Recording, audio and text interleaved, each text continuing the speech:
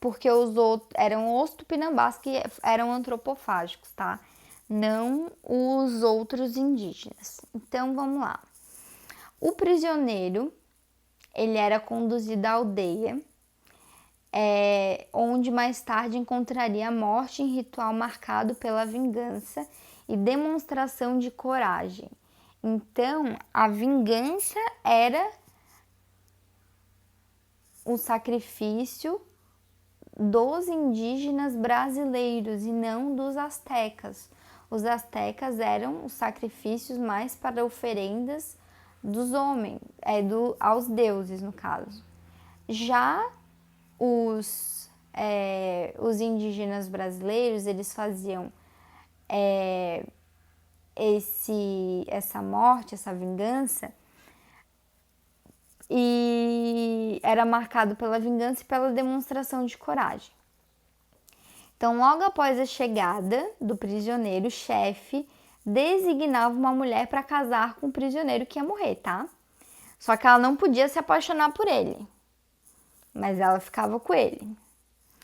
E daí, o dia que ele ia morrer, ia ser um dia de grande festa na aldeia, e todo mundo ficava bem feliz, porque todo mundo ia provar da carne desse prisioneiro. Todo mundo, inclusive as crianças, tá?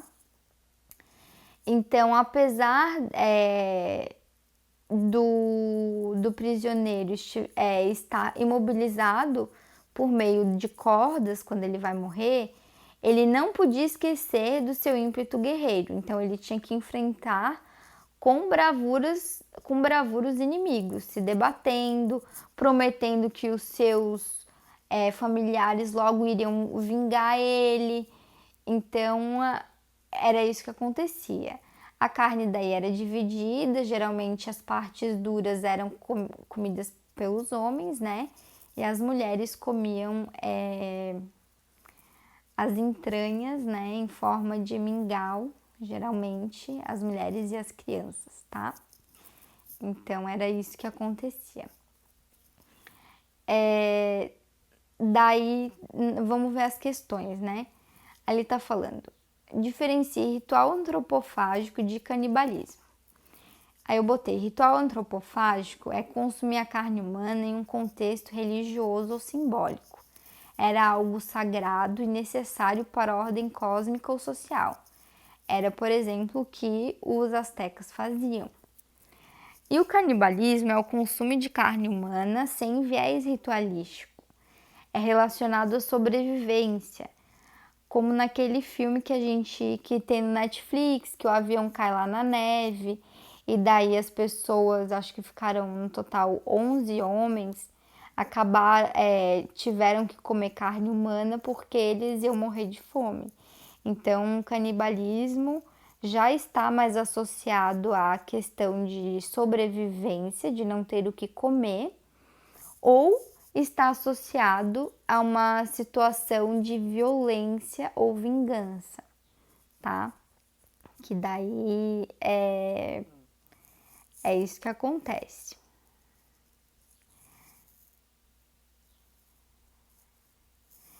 Então, deixa eu ver.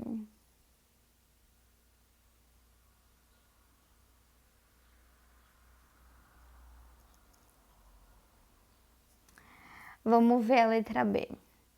Theodore de Brie criou ilustrações sobre indígenas do Brasil sem nunca ter visitado esse território ou ter conhecido um nativo daqui. Com base na imagem reproduzida que está lá em cima que eu circulei de preto, escreva como o artista representou os nativos americanos. Aí eu botei que ele representou de uma maneira bem estereotipada, representou os indígenas de maneira selvagem, exótica, com nudez, remetendo como se os indígenas fossem povos muito primitivos e bárbaros, tá? E outra coisa também que ele usou foi uma proporção meio que da Grécia, né? Não parece aquelas esculturas gregas de proporção de corpo. E que não era muito bem assim os corpos dos indígenas, né? Então, ele fez uma retratação bem estereotipada. Vamos para a questão 4. Afirma que a cartografia da época moderna integrou o processo de invenção da América por parte dos europeus. Significa... Afirmar que a cartografia da época moderna integrou o processo de invenção da América por parte dos europeus significa que os conhecimentos dos ameríndios, que eram os povos indígenas, sobre o território foram ignorados pela cartografia europeia, ou que eles foram privados de sua representação territorial e da autoridade que seus conhecimentos tinham sobre o espaço. A representação cartográfica da América foi marcada por afirmação das formas de dominação. Quem fez a cartografia da América basicamente foram os espanhóis e os portugueses. Então, afirma só as formas de dominação, tá? Questão número 5. O Império Inca, que é esse último que a gente viu, que corresponde principalmente aos territórios da Bolívia e do Peru, lá nos Andes, né? Chegou a englobar enorme contingente populacional. Cusco, a cidade sagrada, era o centro administrativo, com uma sociedade fortemente estratificada e composta por imperadores, nobres, sacerdotes, funcionários do governo, artesãos, camponeses, escravos e soldados. A religião contava com vários deuses e a base da economia era a agricultura, principalmente o cultivo da batata e do milho. A principal característica da sociedade inca era: letra E, a impossibilidade de se mudar de extrato social e a existência de uma aristocracia hereditária. Lembra que no Império Inca, o imperador era representado como filho de Deus, o filho do deus do sol. Então, ele e a família dele formava uma aristocracia, ou seja, o poder na mão de poucas pessoas. E era uma aristocracia hereditária porque eles acreditavam em laços sanguíneos. Então, era isso que acontecia. E também tinha impossibilidade de se mudar de extrato social, ou seja, era uma sociedade extremamente hierarquizada. Se você nasceu escravo, ou camponês, ou artesão, você não vai virar nobre, você não vai virar sacerdote, você não vai virar imperador, tá? Então, é isso que tá correto. Aí, as outras que estão falando, falando que era uma ditadura teocrática que igualava a todos. Não igualava a todos, tá errado isso. A existência da igualdade social e da coletivização da terra. Isso acontecia com os tupinambás, tá? Que daí sim tinha coletivização da terra e igualdade social, mesmo tendo imperadores e anciões. Estrutura social desigual, sim, compensada pela coletivização de todos os bens. Não tinha essa coletivização de todos os bens. E existência de mobilidade social, o que levou à composição da elite pelo mérito. Não tinha mobilidade social alguma, tá? Questão número 6. A região que aparece no mapa corresponde ao território que os incas dominaram por alguns séculos antes da chegada dos espanhóis ao continente americano. Esse povo ficou conhecido por saber aproveitar todos os recursos naturais, inclusive de áreas distantes ou condições climáticas não muito favoráveis à agricultura.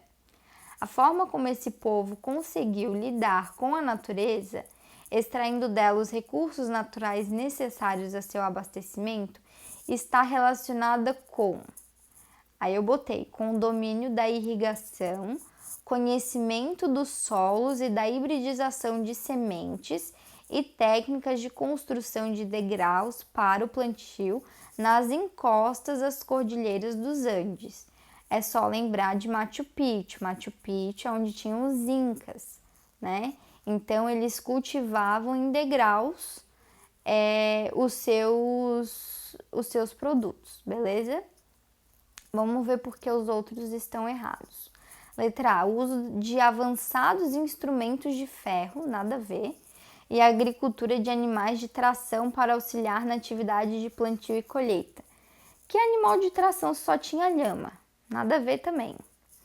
Letra B, o conhecimento dos mais variados pisos ecológicos, onde podiam caçar, pescar e coletar pequenos frutos silvestres, visto que desconheciam a agricultura. Não, eles conheciam muito bem a agricultura. Todos os povos mesoamericanos conheciam muito bem a agricultura. Letra C, a sabedoria xamânica sobre astronomia, técnicas hidráulicas e fertilização química dos solos, que permitia alcançar grande produção agrícola. A sabedoria xamânica era em questão religiosa e médica, não tinha questão astronômica ou de fertilização química dos solos, tá? Nem técnicas hidráulicas, o xamã ele não conhecia essas coisas. Questão 7. Marcelo Leite, citado no texto de Péricles Eugênio Tavares, diz que a batata foi domesticada nos Andes, milênios antes do conquistador Francisco Pizarro. Entre as populações andinas havia uma antiga instituição, posteriormente aproveitada pelo colonizador espanhol, a mita. Mita, lembra que era aquele trabalho forçado. Então vamos ver. Letra A, era o tipo de exploração do trabalho servil no comércio de ouro. Nada a ver com o comércio de ouro, tá? E de prata, e também não era com os astecas. A mita, ela era feita na população inca. Letra B, foi criada pelos maias para controlar a economia de base na produção agrícola do milho. Não era criada pelos maias e sim pelos incas. E letra C, era a obrigação de prestar trabalho aos chefes, aos deuses locais e aos incas. Sim, era isso mesmo. Letra D, foi criada pelos incas para controlar as reservas de água potável, nada a ver, e proteger a área de minas, também não. E letra E, era a forma de trabalho na produção mineral adotada pelos chefes locais dos olmecas, nada a ver também. Questão número 8 é para relacionar a coluna A dos maias, incas e astecas com a coluna B. Então vamos lá.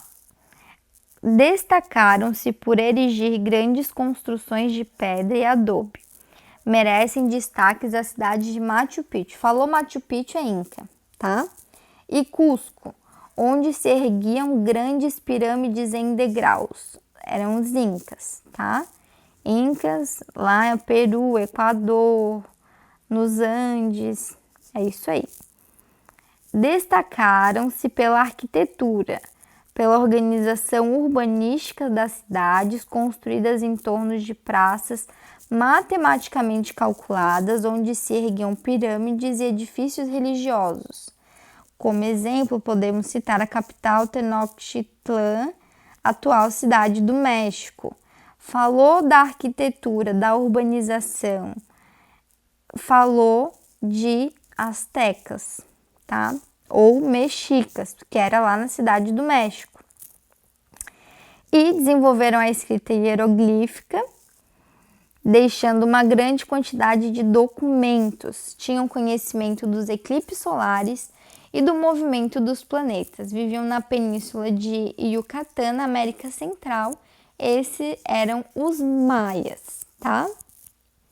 Questão número 9. Há cerca de 6.000 anos, grupos de caçadores e coletores da região central da América iniciaram a vida sedentária, criando posteriormente os primeiros núcleos urbanos, entre os quais se destacavam os incas, os astecas e os maias. Sobre os avanços tecnológicos desses grupos, verifica-se que: letra A, os astecas dedicavam-se ao comércio, que era bastante intenso e diversificado. Usavam a semente de cacau como referência de valor, mas não desenvolveram nenhum tipo de escrita ou de tecnologia. O que acontece? Eles desenvolveram sim tecnologia. Os astecas podiam não ter tipo de escrita, mas eles tinham tipo de tecnologia, porque tecnologia de irrigação é tecnologia. E outra, né? Os astecas, eles ainda tinham a tecnologia da arquitetônica, então com cidades bem calculadas, então isso está errado. Letra B. Os maias destacaram-se nas construções de templos edificados nas pirâmides, embora não tenham desenvolvido cálculos matemáticos e escritas. Tá errado. Os maias eram os que mais escreveram, eles que desenvolveram a escrita. Então, isso que tá errado. Letra C. Apesar de não ter desenvolvido um sistema de escrita, os incas, no campo da medicina, usavam ervas e faziam sangrias e eram capazes de realizar cirurgias com perfurações de crânio. Tá correto, tá? Os incas, eles detinham muito conhecimento na área da medicina, beleza? E letra D, o conhecimento produzido pelas civilizações incas, astecas e maias perdeu-se com o desaparecimento dessas culturas após as invasões espanholas. Esse conhecimento não se perdeu, a gente ainda tem muita coisa deles, tá? Principalmente dos maias devido à escrita, eles deixaram muita coisa escrita que a gente acaba usando até hoje, então é isso. Questão número 10. As narrativas indígenas se sustentam e se perpetuam por uma tradição de transmissão oral. Sejam as histórias verdadeiras dos seus antepassados, dos fatos e guerras recentes ou antigos. Sejam as histórias de ficção, como aquelas da onça e do macaco. De fato, as comunidades indígenas nas chamadas terras baixas da América do Sul, o que exclui as montanhas dos Andes, por exemplo, não desenvolveram sistemas de escrita. Eles estão falando dos indígenas do Brasil, tá? A gente não tinha sistema de escrita como conhecemos, sejam alfabéticos, como a escrita do português, sejam ideogramáticos, como a escrita dos chineses ou outros. Somente nas sociedades indígenas com estratificação social, ou seja, dividida em classes, como foram os astecas e os maias, é que surgiu algum tipo de escrita. Os incas não tinham escrita, mas astecas e maias sim. A história da escrita parece mesmo mostrar claramente isso, que ela surge e se desenvolve qualquer das formas, apenas em sociedades estratificadas, sumérios, egípcios, chineses, gregos, entre outros. O fato é que os povos indígenas no Brasil, por exemplo, não empregavam um sistema de escrita, mas garantiam a conservação e a continuidade dos conhecimentos acumulados, das histórias passadas e também das narrativas que sua tradição criou, através da transmissão oral. Todas as tecnologias indígenas se transmitiram e se desenvolveram assim, e não foram poucas. Por exemplo, foram os índios que domesticaram plantas silvestres e muitas vezes venenosas, criando o milho, a mandioca, o amendoim, as morangas e muitas outras. E também as desenvolveram muito. Por exemplo, somente do milho criaram cerca de 250 variedades diferentes em toda a América. A escrita e a oralidade nas diversas culturas cumprem diferentes objetivos. O fragmento aponta que, nas sociedades indígenas brasileiras, a oralidade possibilitou, letra B, a preservação e a transmissão dos saberes e da memória cultural dos povos, tá? Então, essa é a correta. Vamos para 11. Os vestígios dos povos Tupi-Guarani encontram-se desde as Missões e o Rio da Prata, ao sul até o Nordeste, com algumas ocorrências ainda mal conhecidas no sul da Amazônia. A leste ocupavam toda a faixa litorânea, desde o Rio Grande do Sul até o Maranhão. A oeste aparecem no Rio da Prata, no Paraguai e nas terras baixas da Bolívia. Evitam as terras inundáveis do Pantanal e marcam sua presença discretamente nos cerrados do Brasil Central. De fato, ocuparam de preferência as regiões de floresta tropical e subtropical. Os povos indígenas citados possuíam tradições culturais específicas que os distinguiam de outras sociedades indígenas e dos colonizadores europeus. Entre as tradições tupi-guarani destacava-se, aí eu botei ali, letra B, a ritualização da guerra entre as tribos e o caráter semi-sedentário de sua organização social. Vamos ver porque as outras estão erradas. Letra A, organização em aldeias politicamente independentes, dirigidas por um chefe, eleitos os indivíduos mais velhos da tribo. Elas não eram tão independentes assim. Letra C, a conquista de terras mediante operações militares. Totalmente errado, não tinha nem operação militar ali na tradição tupi-guarani, que fazia ter um vasto território. O caráter pastoril da sua economia, que prescindia da agricultura para investir na criação de animais. Não tinha caráter pastoril, eles usavam muito da agricultura também. O desprezo pelos rituais antropofágicos praticados em outras sociedades indígenas. Não, inclusive era só a sociedade Tupi-Guarani que fazia rituais antropofágicos, tá? Por isso que a correta é a letra B. 12. Estava falando da cidade da Grécia, que é uma cidade-estado, e da Amazônia, que eram 15 cidades cercadas por muros de madeira. Daí falou assim: apesar das diferenças históricas e geográficas existentes entre as duas civilizações, elas são semelhantes, pois as duas civilizações tinham cidades autônomas e independentes entre si. Então, as cidades que tinha lá no Amazônia, no Parque Nacional Xingu, eram autônomas, e também as cidades-estados da Grécia, tá? Como Atenas e Esparta, eram cidades-estados autônomas e independentes entre